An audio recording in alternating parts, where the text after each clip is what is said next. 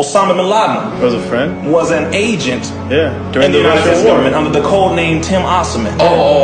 With the Russians. Yeah, when the Russians They in wanted to Afghanistan. in Afghanistan. They wanted to get the Russians out of Afghanistan. They called on Osama bin Laden. And he said, okay, fine, I'll help you to get them out. And they gave agreements. They gave him money. They gave him intelligence information. The moment that happened, he got him out. He said, okay, good. Well, where's the end of your bargain? They said, forget this. We're not going to give you nothing. And that's what happened. And he turned on America. Same thing with Saddam Hussein. Saddam Hussein was a friend of America. He was a good friend of the Bush family. They gave him money. He actually was built into a military power with over $80 million. They did that for Saddam Hussein. He was given the key to the city of Detroit. I mean, let's be real here. What? Which is a part of the history of why we have beef with Iran as well. Come because on, bro. we helped fund the Iran-Iraq War. Come on, brother.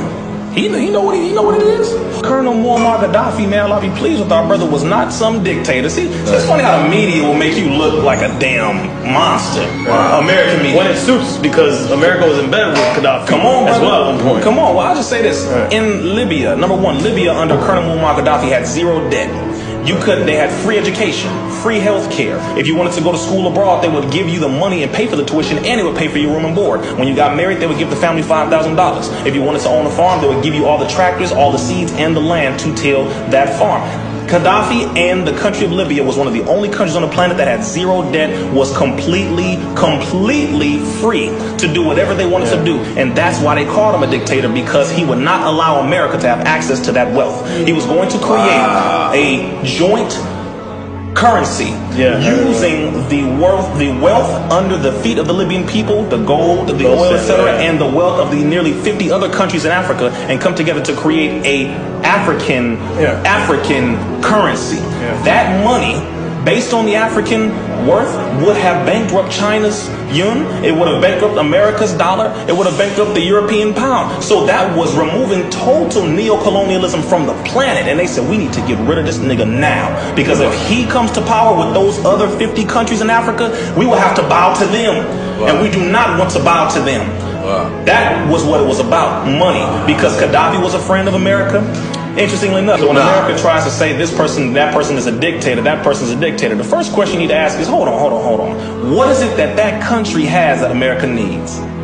That's the first question you need to ask yourself. America is currently over $60 trillion in debt. Make this very clear. America, if you look at Wall Street, they say a little over $22 trillion. But who do we owe?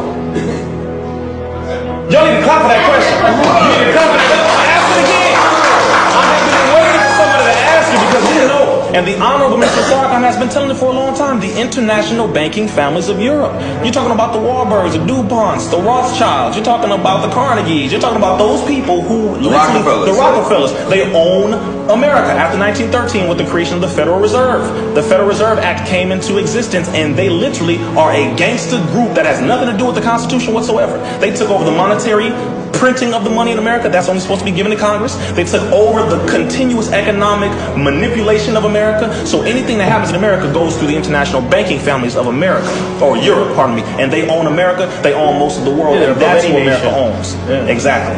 International banking families of Europe. So it's not even debt with China, it's them more than anything. Let me just talk about that. Yes, America owes China over 1.1 trillion. They owe Japan over $1 trillion. They actually owe North Korea money as well. America owes over 75 countries money. Okay, so all right, just for me. Let me know slow down. Let me talk. No. Just for me, because I really don't know this shit. So what do? They go and say, yo, let me borrow $1 trillion? Is that how it They're goes like a humongous credit card to the world. America is the biggest whore in the world. God damn it. The biggest oil junkie in the world. Okay. So America goes some whores now, so you know. Yeah, I gotta say whore. Talking about America bigger than Lucia from my hood. No, let me stop. America were a woman, I don't think any man would want to touch her. I just say it that way. Respectfully to the sisters, just being real, paint the picture. But America owes so many countries money. It's insane. It's really insane. So whenever she's talking about other countries and saying these are terrorists, see, you go to another nation that didn't invite you. Right. You try to have negotiations and tell them, listen, give us your oil, diamonds, etc. We'll have some negotiations. And they say, well, no, we don't want you to have that. You go to another one.